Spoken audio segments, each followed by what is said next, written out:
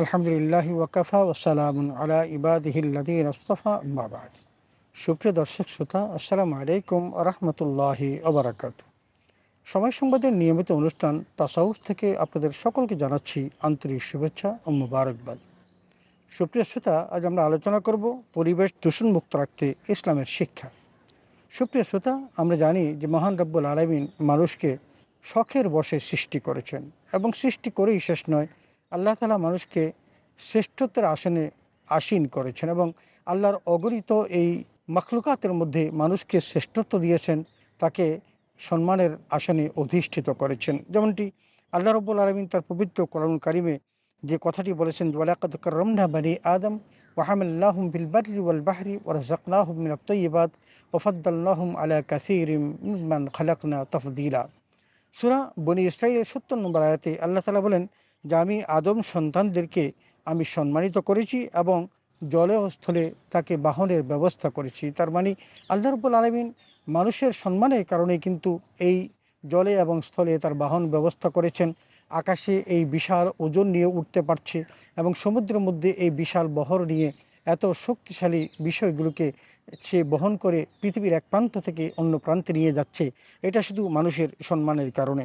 ওয়ারাযাকনাহুম মিনাত তাইয়্যিবাত, এবং আল্লাহ তাআলা মানুষকে পবিত্র বস্তু দিয়েছেন রিজিক হিসাবে গ্রহণ করার জন্য। ওয়াফাদ্দাল্লাহুম আলা কাসীরিম মিম্মান খালাকনা তাফদীলা। আল্লাহ তাআলা বলছেন যে আল্লাহর যে অসংখ্য সৃষ্টি আছেন, এই অসংখ্য সৃষ্টির মধ্যে আল্লাহ তাআলা মানুষকে সম্মানিত করেছেন, অনেকের মধ্যে তাকে শ্রেষ্ঠত্বের আসনে অলঙ্কৃত করেছেন। সুপ্রিয় শ্রোতা, আল্লাহ রাব্বুল আলামিন এই পৃথিবীতে মানুষকে সৃষ্টি করেছেন এমনটি নয়, এই পৃথিবীর মধ্যে আল্লাহ তাআলা যা কিছু আছে সকল কিছু মানুষের নিয়ন্ত্রণ করে দিয়েছেন। এবং সে কথাটি বলতে গিয়ে আল্লাহ বলছেন, আলাম তারা আন্নাল্লাহা সাখখারা লাকুম মা ফিস সামাওয়াতি ওয়া মা ফিল আরদ ওয়া আসবাগা আলাইকুম নিআমাহু যাহিরাতাম ওয়া বাতিনা।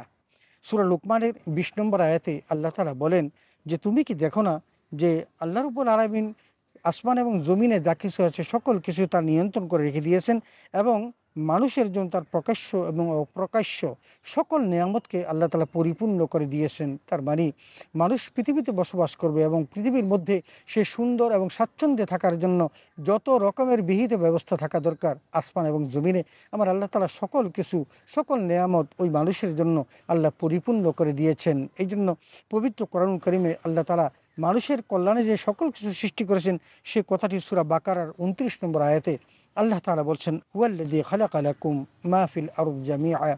মহান সত্তা তো তিনি, যিনি এই পৃথিবীতে সকল কিছু তোমাদের জন্য সৃষ্টি করেছেন। এ কথা দ্বিধাহীনভাবে আমরা স্পষ্ট করে বুঝতে পারি যে পৃথিবীতে যত কিছু আছে, আপনি গাছগাছালি বলুন, ফল ফলাদি বলুন, এবং দুনিয়ার জমিনে যত আল্লাহর বৃক্ষ তরুলতা এবং জীবজন্তু, এই সকল কিছুই আমার আল্লাহ তাআলা মানুষের কল্যাণে সৃষ্টি করেছেন এবং মানুষকে এই ক্ষমতা দিয়েছেন তারা যেন এই সকল নেয়ামতগুলো তারা ভোগ করে।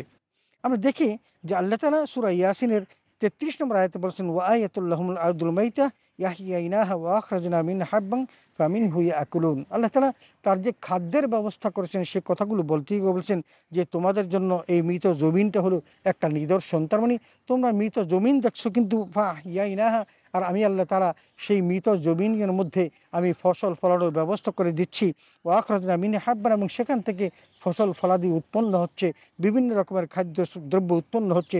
ফামিনহু ইয়াকুলুন, আর সে কারণেই তো তোমরা খেতে পারছো। তার মানে আল্লাহ তার এই প্রিয় সৃষ্টিকে যাতে করে সে অনাহারে না থাকতে হয়, অর্ধাহারে না থাকতে হয়, সেই জন্য পেট ভরে খেতে পারে। এই জন্য আল্লাহ তাআলা আগেও বলেছেন, ওয়ারযাকনাহুম মিনাত তাইয়্যিবাত, আল্লাহ বলছেন যে আমি মানুষের জন্যই শুধু পবিত্র খাদ্যের ব্যবস্থা করেছি। আর এখানে এসে আল্লাহ বললেন যে তোমাদের জন্য এই মৃত জমিনটাই হলো নিদর্শন, যেমন আমি এই মৃত জমিনকে আমি সঞ্জীবিত করি, জীবন্ত করি, এবং তাদের থেকেই আমি তোমাদের ফল ফলাদি ফসল ইত্যাদি উৎপন্ন করি। ফামিনহু ইয়াকুলুন, আর সেখান থেকেই তোমরা খাচ্ছ।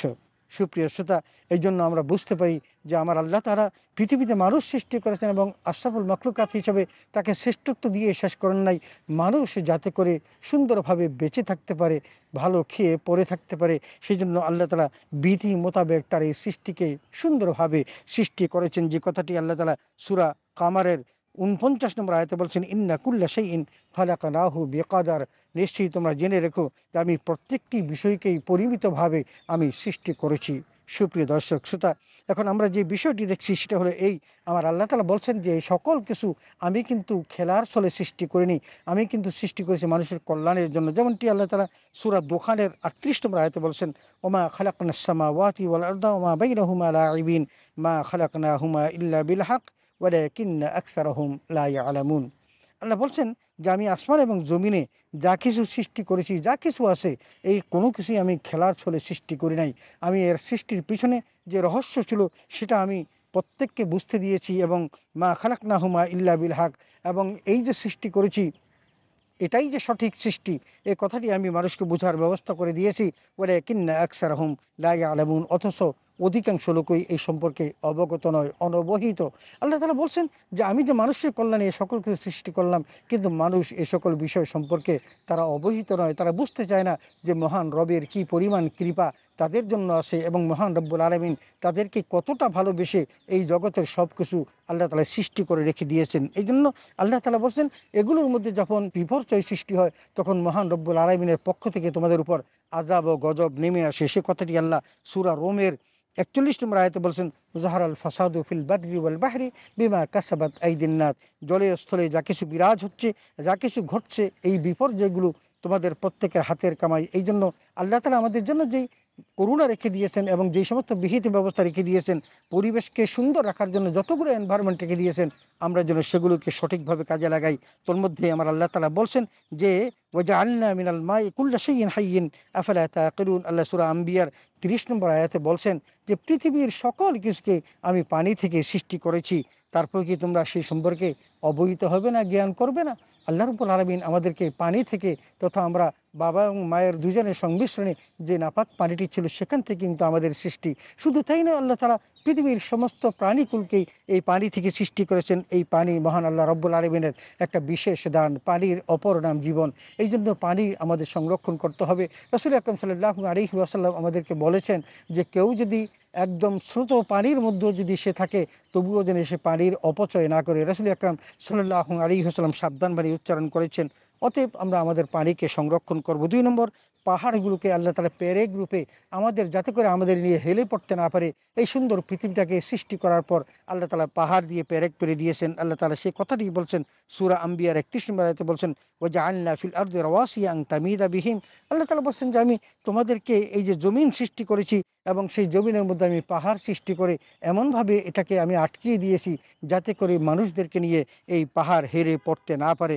সুপ্রিয় দর্শক শ্রোতা, আল্লাহ তাআলা গাছ সৃষ্টি করেছেন। আল্লাহ বলছেন আল্লাযী জাআলা লাকুম মিনাশ শাজারিল আখদারি নারান ফাইযা আনতুম মিনহু তুকিদুন। সূরা ইয়াসিনের এই ৮০ নম্বর আয়াতে আমার আল্লাহ তাআলা বলেন যে আল্লাহ তো সেই সত্তা যিনি তোমাদের জন্য সবুজ বৃক্ষ, তিনি ওখান থেকে সবুজ বৃক্ষ থেকে তোমাদের জন্য আগুনের ব্যবস্থা করেছেন, এবং আল্লাহ তাআলা বলেছেন ফাইযা আনতুম মিনহু তুকিদুন, আর সেই কারণে তোমরা আগুন প্রজ্বলিত করতে পারছো। সুপ্রিয় শ্রোতা, আমার আল্লাহ তাআলা এই যে বিশেষ দান আমাদেরকে দিয়েছেন, আমরা পরিবেশকে সুন্দর রাখবো, আমরা পাহাড়গুলোকে আমরা কাটবো না, এবং পাহাড়গুলোর ক্ষতি যেন না হয় সেই ব্যবস্থা করব। আমরা কি একবারও ভেবে দেখেছি এই পাহাড় যদি কেটে খান খান করে দেওয়া হয়, তাহলে এই পাহাড়ের কারণে যে আল্লাহ তাআলা পৃথিবীটাকে একদম স্থির করে রেখে দিয়েছেন, হয়তো একসময় পাহাড় ধসে পড়তে পারে এবং তার কারণে মানুষের বিপর্যয় ঘটতে পারে। এই জন্য আমরা এই পাহাড়গুলো কাটা থেকে আমরা নিজেদেরকে বিরত রাখবো, এবং গাছ কাটা থেকেও আমরা নিজেদেরকে বিরত রাখবো। একটা জিনিস মনে রাখবো, গাছ কিন্তু অক্সিজেনের ফ্যাক্টরি।